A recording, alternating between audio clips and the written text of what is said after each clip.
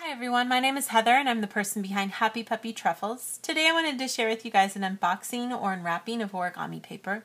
And I found some really super cool paper and I'm excited to see if it actually folds. This is some lace paper that I got at the 100 yen store Seiya, and it's made by the company Kyowa. They're based in Japan and make really fun, cool paper products that are available for a good price. Now this in general, when you just look at it, you kind of think maybe it kind of looks like it's a little expensive because you're only getting 8 sheets, but for 100 yen. But still, it's actually lace, and I can't wait to open it and see if it actually folds. There's 4 patterns, so you get 2 sheets each. Let's see what it really looks like here.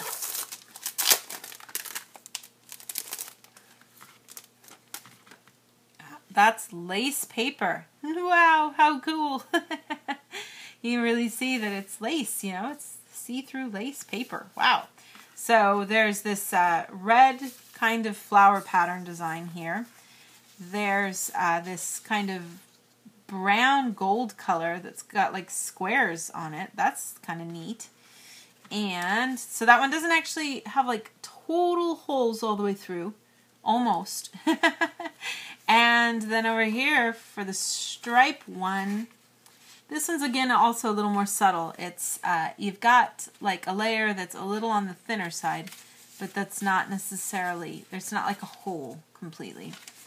And then this pretty gold kind of flower too, which is fun. That's a lot, like a really pretty color there. So some fun papers. Each is separated with one of these little separator papers. Now when you fold with these, you could choose to fold everything with the separator paper there, or you should be able to fold just by itself. I'm going to give it a try here and see what happens, because I'm curious always to see if this really works well or not. Let's see what happens. Just if I use the red, and I'll just try to fold it all by itself here to make a box. Let's see what happens. Now obviously if you use an undercolor paper, if you use something other than the white that's included in here, it could be really pretty and you could get some pretty cool results. But I'm just going to see here what happens if I do this. I don't know if necessarily there's a back side. I mean, it is, one side is shinier than the other. So if I start off here, we'll see if I can get creases going. Now because this has actual holes, some parts do snag against each other a little bit, so you want to take your time when you use this, but it does take a crease. The other drawback to using this kind of paper is that it can be hard to find where your creases are. So you want to keep to making something that's a little simple, not too complex.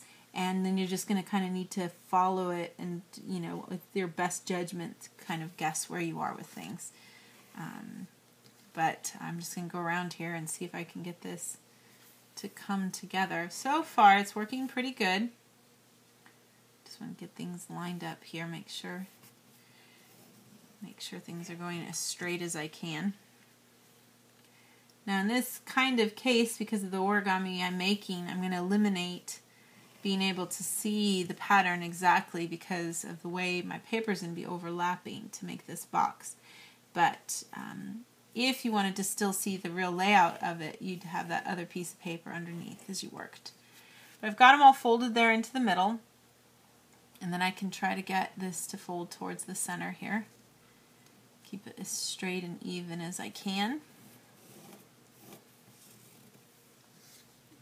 It's kind of just like folding some kinds of tissue paper a little bit, you know, a similar kind of feel to it, I suppose.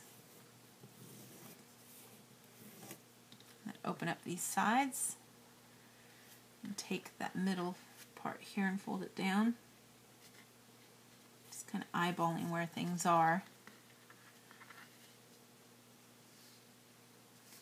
I can see a faint line of where my creases are. That helps a little as I try to get the side of this box straightened away.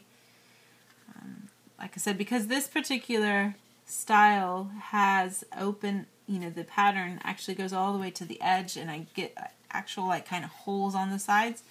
So you want to kind of be careful of that as you're doing this and know that you're going to be missing some edges to things. But you do see it actually holds a crease and creates a side and stuff from it.